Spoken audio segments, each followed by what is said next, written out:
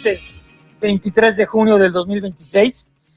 Estaré con usted durante las próximas 2 horas, de 6 a 8 de la tarde noche, en este espacio de la comunicación en México, a través del 98.5 de frecuencia modulada y 18 estaciones más en todo el país.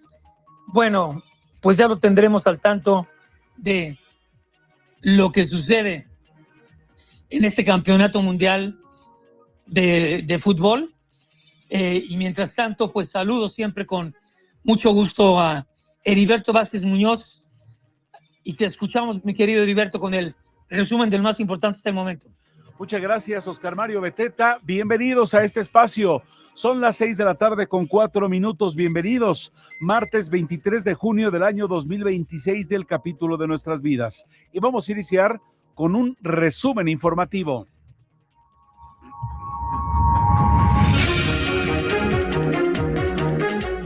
Roberto Laceri asume este martes como embajador de México en Estados Unidos. Tras su llegada a Washington y su ratificación por la Comisión Permanente del Senado el 10 de junio, en un momento marcado por la revisión del TEMEC y la agenda migratoria. Laceri, economista del CIDE con 20 años de experiencia en finanzas públicas, llegó a ser director general de Nafin y Bancomext. Todo ello antes de su nombramiento como embajador. El secretario de Economía, Marcelo Ebrard, aseguró que el TEMEC seguirá vigente sin importar el resultado de la revisión, ya que el 1 de julio los 3 países solo definirán si el tratado se extiende por 16 años con revisiones periódicas o se mantiene por 10 años con revisiones anuales.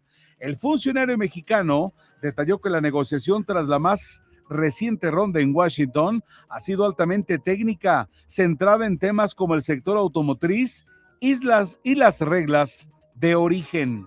Ese día tenemos que nosotros decir, a través de una carta que firma en el caso de México, la presidenta Claudia Sheinbaum, en el caso de Canadá, el primer ministro, en el caso de Estados Unidos, el presidente, si quieres darle una extensión al tratado por 16 años. Si no se va a llegar a esa, alguna de las partes no lo hicieron, vamos a suponer que Estados Unidos diga, no, yo no quiero que sean 16 años. ¿Qué pasa con el tratado? Sigue vigente 10 años. Pemex y Petrobras firmaron un memorando de entendimiento para identificar oportunidades de negocio en el Golfo de México y fortalecer la producción en campos maduros, además de analizar proyectos relacionados con la cadena de valor de los hidrocarburos. El acuerdo también prevé cooperación en refinación, petroquímica, fertilizantes y reducción de emisiones, aunque no contemple inversiones ni proyectos conjuntos de manera inmediata. El director general de Pemex, Juan Carlos Carpio, afirmó que el entendimiento podría contribuir a mejorar el aprovechamiento de áreas estratégicas y ampliar el potencial de desarrollo en el sector energético.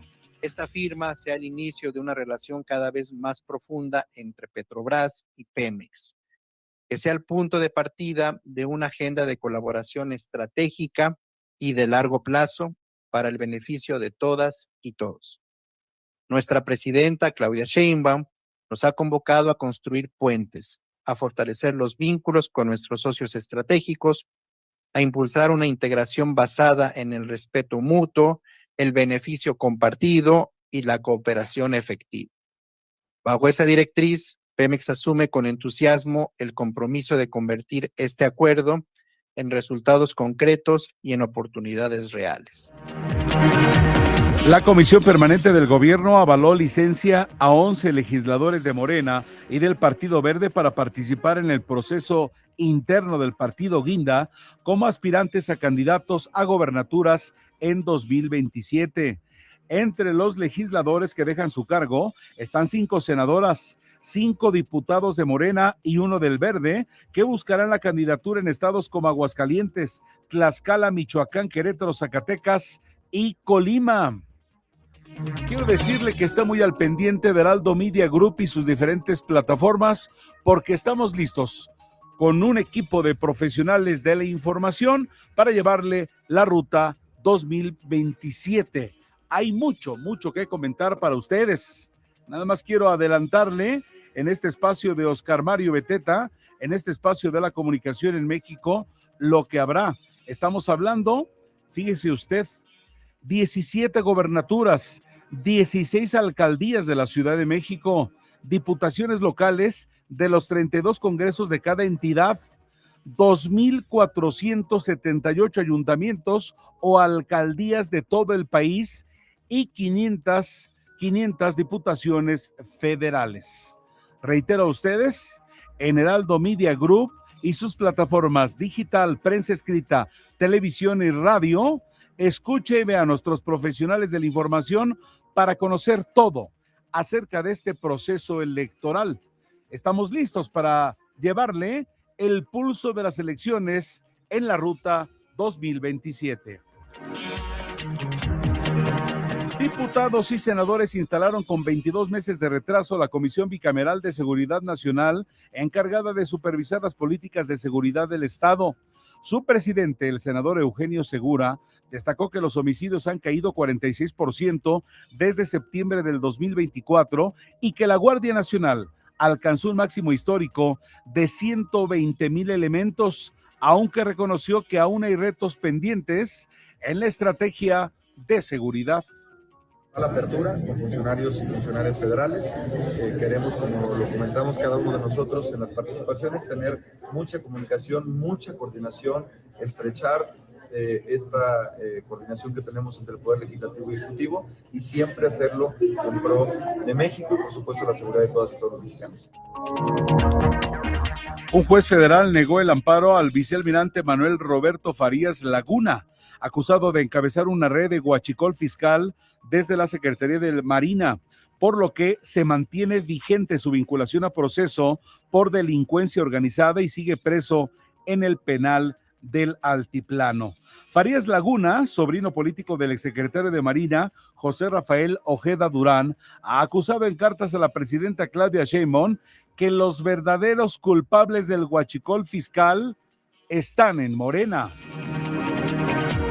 La presidenta de la República, Claudia Sheinbaum Pardo, respondió a las críticas por haber recibido al Pato Merlín en Palacio Nacional, asegurando que también atiende a madres buscadoras y víctimas de casos graves, solo que no hace propaganda de ello. La mandataria señaló que la parte institucional del tema la realiza la Secretaría de Gobernación y rechazó que su gobierno sea insensible ante situaciones dolorosas. Miren, yo recibo a muchas madres buscadoras, nada más que no hago propaganda de ello. ¿Con cuántos grupos se ha... Con grupos no, con personas. Cuando estoy fuera y cuando estoy aquí.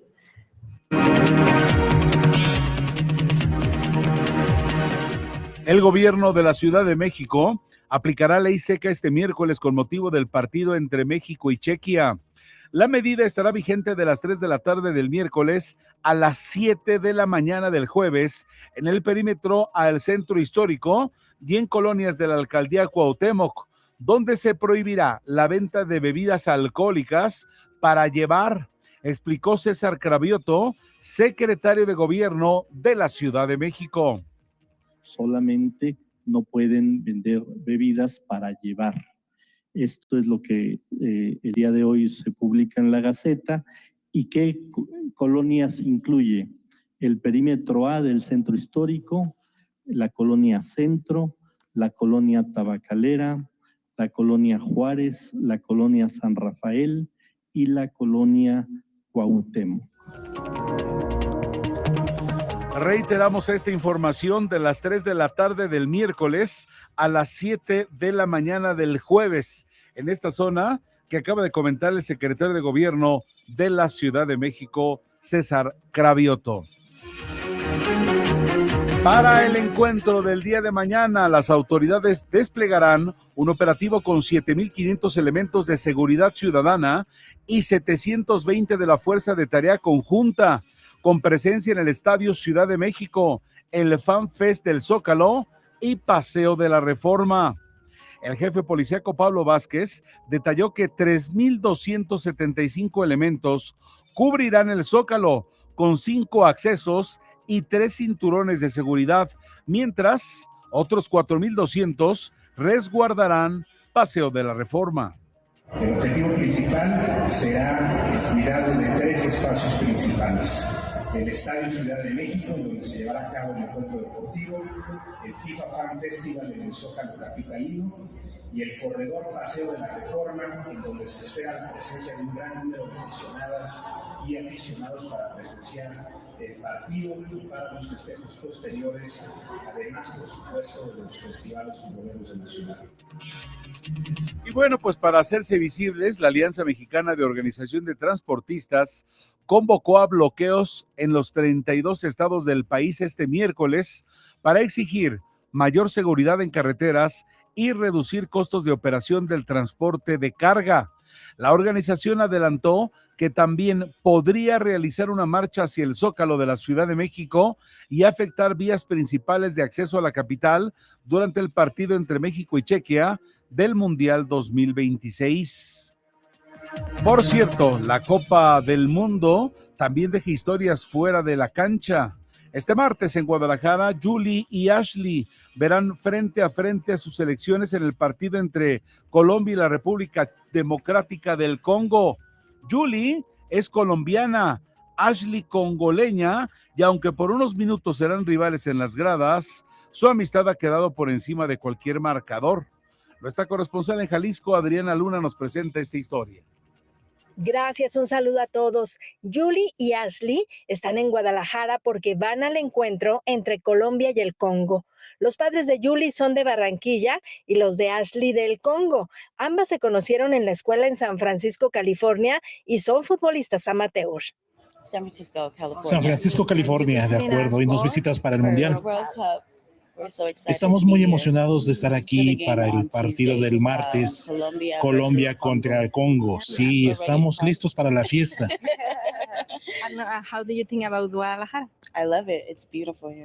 ¿Y qué te parece? Me encanta, es hermoso aquí. Sí, todos son muy amables y simpáticos también, y la comida ha estado deliciosa. Todo ha estado realmente bien aquí. Serán rivales por 90 minutos y están listas para la fiesta masiva de extranjeros llamada La Ola Amarilla, que habrá en la Glorieta Minerva como preámbulo para el partido en el Estadio Guadalajara. Bueno, sabemos que Colombia obviamente va a ganar, así que no importa, no hay problema. Es realmente una competencia. Creo que ya está decidido, apoyo a cualquier equipo que gane. Y está bien incluso si Congo no gana. La fiesta futbolera sigue todo el mes en Guadalajara. Desde Jalisco para Heraldo Radio, Adriana Luna.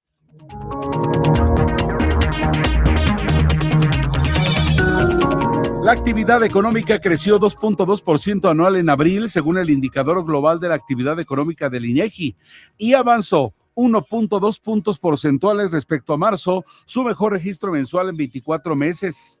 El impulso vino principalmente de la construcción, que creció 7.6% mensual, mientras Banamex mantuvo su pronóstico de crecimiento para 2026 en 1.3%, aunque advirtió riesgos como la revisión del TEMEC y una posible desaceleración en los Estados Unidos. La gobernadora de Aguascalientes, Tere Jiménez, se reunió con el embajador de Alemania en México, Clemens von Goetz, para fortalecer los lazos económicos y explorar nuevas oportunidades de inversión y cooperación académica. Jiménez destacó que durante su administración se concretaron inversiones alemanas de Baluf, Contitech y Bosch por $34 millones, lo que se traducirá en 1,300 empleos. En más información de empresas en nuestro país, AT&T México confirmó que cumplirá con la ley y suspenderá el servicio a quienes no vinculen su línea celular con su CURP, esto antes del 30 de junio, sin solicitar ninguna prórroga. La empresa reporta un avance del 95% en líneas de pospago registradas y aseguró que los datos recabados como nombre, CURP y RFC no se entregan al gobierno y solo pueden compartirse con autoridades bajo las formalidades que establece la ley. Estados Unidos impuso nuevas sanciones contra 5 entidades estatales de Cuba, 3 de ellas vinculadas al conglomerado militar Gaesa, así como contra un integrante de la familia Castro. El secretario de Estado, Marco Rubio, acusó al gobierno cubano de destinar recursos a la represión en lugar de atender las necesidades de la población y advirtió que empresas o instituciones que mantengan relaciones con los sancionados podrían enfrentar medidas similares. El Departamento de Seguridad Nacional de Estados Unidos propuso aumentar de $760 a $1,330 el costo de solicitar la ciudadanía estadounidense y eliminar descuentos para personas de bajos ingresos. La medida aún debe pasar por un periodo de consulta pública, pero forma parte del endurecimiento de los controles migratorios impulsado por el gobierno de Donald Trump. El primer escrutinio de la segunda vuelta de la elección presidencial en Colombia confirmó prácticamente los resultados del preconteo, que dan la victoria a Abelardo de la Espriella sobre Iván Cepeda por más de 250,000 votos. Mientras tanto, el oficialismo presentó miles de reclamaciones y el presidente Gustavo Petro insiste en esperar el resultado final y advirtió un riesgo de desestabilización en la región. Hoy por hoy, Perú, Colombia, Venezuela están en una polarización máxima, una posibilidad de estallido, de la desestabilización del corazón del mundo. Sabemos de la historia de Colombia, hoy es mitad y mitad. Cualquier triunfo es pírrico, así hubiera sido el nuestro, o sea, el nuestro, pírrico. Y la gran responsabilidad que tiene el progresismo en Venezuela, en Colombia, en Perú y en toda la vieja Gran Colombia también, es garantizar la paz. Qué curioso, ¿no? De repente pírrico se establece como si fuera sinónimo de algo pequeño, cuando realmente la expresión es de una victoria pírrica que hubiera dejado en el camino muchos recursos, por así decirlo. Pero bueno, el candidato presidencial peruano Roberto Sánchez denunció un supuesto fraude en desarrollo en la segunda vuelta electoral. Cuestionó el voto emitido en el extranjero y exigió suspender el conteo mientras se resuelven recursos presentados por su partido. Además, atención, advirtió que no reconocerá un eventual gobierno de Keiko Fujimori y convocó a una movilización para este sábado. Nosotros, ¿qué decimos? En esas condiciones de transgresión a las normas, nosotros no reconoceremos el gobierno de la señora Fujimori. Una investigación de la ONU concluyó que Israel ha atacado y matado deliberadamente a niños palestinos en Gaza y Cisjordania desde el 2023, en lo que constituye genocidio, crímenes de lesa humanidad y crímenes de guerra. El informe presentado este martes en Ginebra detalla que al menos 20,179 niños murieron a manos del ejército israelí en 2 años en la franja, además de otros 213 menores en Cisjordania y Jerusalén Este. Israel, por su parte, rechazó las acusaciones y las calificó de farsa difamatoria. Hombres armados mataron al menos 20 personas durante ellas y entre ellas a un trabajador sanitario y 5 pacientes en un ataque indiscriminado contra civiles en el estado de Plateau, en el centro de Nigeria. El ataque se suma a una serie de masacres recientes en la región, donde Amnistía Internacional ha denunciado la inacción del gobierno del presidente Bola Tinubu frente a la violencia entre pastores y agricultores, agravada por la infiltración de grupos yihadistas.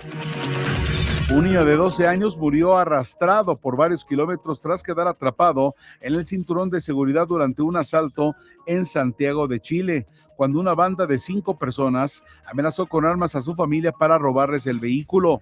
El presidente José Antonio Kast reconoció que las políticas públicas han llegado tarde, mientras los carabineros buscan a los responsables que se cree son menores de edad. Y la pregunta es, ¿por qué otros niños han llegado a ser víctimas del crimen organizado? ¿Por qué otros niños han llegado a este nivel de violencia? Y la pregunta es, ¿dónde los perdimos? Y escuche usted, ante estos cambios de temperatura en nuestro país, Francia vivió este martes el día más caluroso desde que existen registros, remontándonos hasta 1947, con temperaturas de hasta 42 grados en el sudeste del país y 58 departamentos ya están en alerta roja para el miércoles. La ola de calor ha dejado 40 muertos por ahogamiento desde el viernes, afecta al 90% de la población francesa y ha obligado a cerrar la Torre Eiffel por las tardes y a reducir los horarios del Museo del Louvre, mientras el gobierno activó un plan de emergencia sanitaria para reforzar los hospitales. Una jueza federal de Miami aplazó por 30 días hasta el 24 de julio la audiencia de formulación de cargos contra Alex Saab, exministro venezolano y señalado testaferro de Nicolás Maduro, a petición de su defensa para formalizar su equipo legal. Vamos a una pausa y ya estamos de regreso con más. Voy a reiterarle las redes sociales del Heraldo Radio. En Instagram estamos en @elheraldoradio, en Facebook Heraldo Radio y en X @Heraldo Radio _. Regresamos con Oscar Mario Beteta.